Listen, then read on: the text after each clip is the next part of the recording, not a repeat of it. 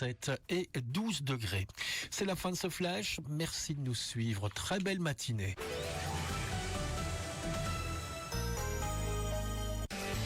Notre région, notre passion. Le GAL Fagnes-Autemblève, un outil de dynamique territoriale au service d'une région d'exception. Avec le soutien de la Wallonie et cofinancé par l'Europe. Impact FM, l'inforégion avec Olivier Tomezzoli. Vive tension au sein de l'administration communale de Wem. On vous explique ce qu'il en est dans un instant. Plus léger, ensuite, gros plan sur la maison de jeunes, la fabrique de Malmedy qui va de nouveau participer au Quarmé de l'intérieur dans le cortège du samedi. Et on joue au foot ce soir, des matchs avancés de la journée de remise qui est programmée le week-end prochain, week-end du carnaval. Mercredi 11 février, l'inforégion, présentation Olivier Tomezzoli.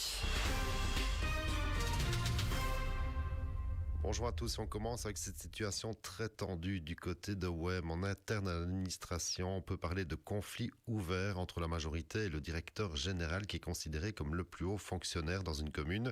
Directeur général de Wem, le DG à qui il est reproché d'avoir régulièrement dépassé son rôle et ses prérogatives et d'avoir pris des décisions qui ne lui appartenaient pas. Vous avez peut-être déjà vu passer des infos de la Gazette ces derniers jours. Cela nous a été confirmé à bonne source.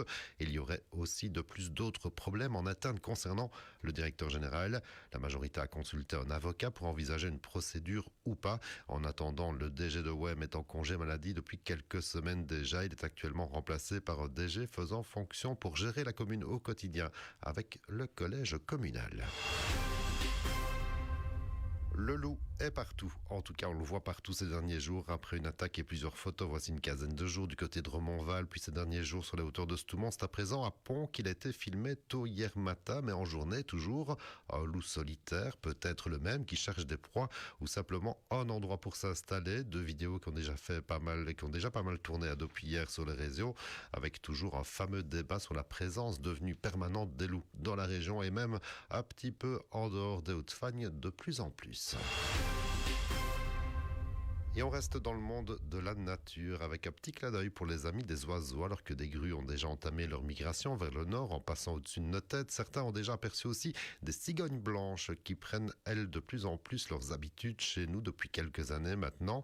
Des cigognes blanches qui migrent, elles également, alors que certaines nichent même chez nous, surtout dans les Hauts-de-Fagne. Un beau spectacle là aussi à observer dans le ciel et en hauteur, sur des pylônes ou dans des champs, comme ce fut le cas ces dernières heures encore du côté de Francorchamps. Gros plan sur l'événement du prochain week-end. C'est bien entendu le Quarmé. Pas besoin de vous faire un dessin. Vous connaissez le programme et l'ambiance qui se prépare. Et en coulisses, on est dans la dernière ligne droite, comme à la maison de jeunes, la fabrique à Malmedy, où une vingtaine de jeunes va de nouveau participer au cortège du samedi dans la suite de la Mesnie dans la Guette. Une initiative que l'on doit à la base à la Mesnie et à sa présidente France Dorefa. Nous, on voulait impliquer des jeunes qui n'ont pas toujours accès au carnaval facilement, qui ne font pas partie d'une fanfare, rien du tout. Donc, on a cherché comment et on s'est dit, on va contacter la maison des jeunes qui étaient heureux qu'on vienne vers eux et ça se passe super bien. C'est vraiment une entente, ils sont super dynamiques, enfin, vraiment, c'est top. On les voit, ils s'activent là. Oui, ils s'activent, ils sont au char tous les jours, les costumes sont faits maison, donc ils s'investissent. Moi, j'ai cousu les premières années avec eux, donc je leur ai expliqué les bases de la couture, et cette année, ils y vont tout seuls, quoi. Je ne suis pas venue les aider. C'est mon premier passage aujourd'hui, donc voilà, je donne un peu des petits conseils sur les costumes, mais ils font tout eux-mêmes cette année, c'est vraiment bien. Et les jeunes et les animateurs de la fabrique gèrent déjà les à côté lors du Quarmé, notamment la buvette à l'ancienne unique. Mais ici, on a passé un cap avec cette participation au cortège du samedi depuis quelques années maintenant. Un événement assurément pour les jeunes et leurs animateurs, dont Marie Ducomble. Parce que déjà, on est majoritairement Malmédia aussi.